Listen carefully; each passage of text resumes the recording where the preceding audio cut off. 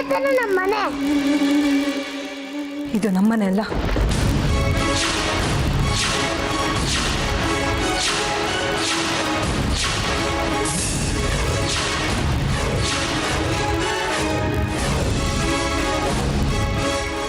ಏನು ಹೇಳ್ತಾ ಇದ್ದೀರಾ ಆರತಿ ಅವರೇ? ಎಲ್ಲಿಗೆ ಹೋಗ್ತಾ ಇದ್ದೀರಾ? ಹೇಳಿದ್ನಲ್ಲ ನಮ್ಮನೆಗೆ ಹೋಗ್ತಾ ಇದ್ದೀನಿ ಅಂತ. ಬರ್ಡೇಗೆ ಅಂತ ಬಂದಿದ್ದೆ, ಮುಗೀತು. ಹೊರಡ್ತಾ ಇದ್ದೀನಿ.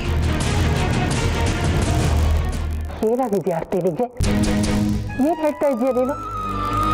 ಇದು ನಿನ್ನ ಮನೆ ಕಡೆ. ಈಗ ಇದು ನನ್ನ ಮನೆ ಅಲ್ಲ ಅಮ್ಮ. ನನ್ನ ಸ್ಥಾನನ ಬೇರೆ ಯಾರೋ ತಗೊಂಡಿದ್ದಾರೆ.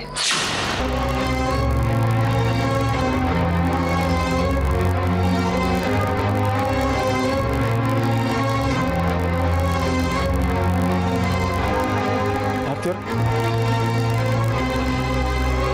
ನಿಂತ್ಕೊಳ್ಳಿ ಆರ್ತಿಯವ್ರೆ. ಯಾಕೆ ಈಗ ಮಕ್ಕಳಾಟ ಆಡ್ತಾ ಇದ್ದೀರಾ?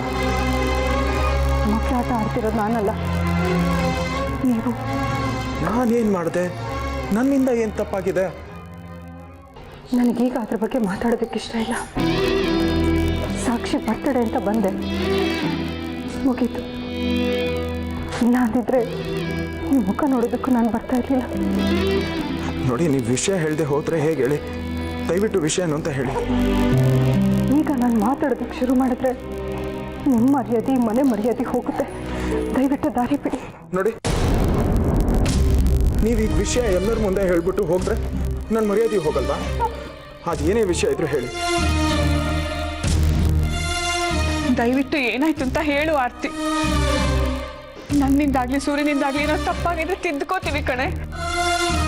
ನಿಮ್ಮ ಮಗ ತುಂಬ ದೊಡ್ಡ ತಪ್ಪು ಮಾಡಿದ್ದಾರೆ, ಅದು ತಿದ್ಕೊಳ್ಳೋ ಅಂಥದ್ದಲ್ಲ. ನನ್ನ ಮಗ ತಿದ್ದುಕೊಳ್ಳಕ್ ಆಗದೆ ಇರೋಂಥ ತಪ್ಪು ಮಾಡಿದಾನ. ನನ್ನ ಮದುವೆ ಆಗಿರೋದು ಸಾಲದು ಅಂತ ಇನ್ನೊಂದು ಸಂಬಂಧ ಇಟ್ಕೊಂಡಿದ್ದಾರೆ. ಏನು ಮಾತಾಡ್ತಿದ್ದೆ ಅಂತ ಪ್ರಜ್ಞೆ ಇದೆಯಾ ನಿನಗೆ? ನನ್ನ ಮಗ ಯಾವತ್ತೂ ಹಾಗೆ ನರ್ತೆಗೆ ನಡ್ಕೊಳ್ಳೋನಲ್ಲ.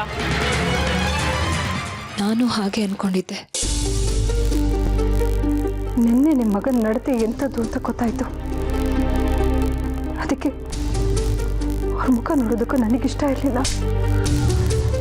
ಇವತ್ತು ಸಾಕ್ಷಿಗೋಸ್ಕರ ಇಲ್ಲಿಗೆ ಬಂದಿದ್ದೀನಿ. ಸೂರ್ಯ ನಡತೆಗಟ್ಟು ನಡ್ಕೊಂಡು ಅಂತಿದೆಯಲ್ಲ, ಏನಾಯ್ತು? ಅಂಥದ್ದೇನು ನೋಡಿದೆ ನೀನು? ನಿಮ್ಮ ತಮ್ಮ ಅರ್ಪಿತನ ಜೊತೆ ಸಂಬಂಧ ಇಟ್ಕೊಂಡಿದ್ದಾರೆ.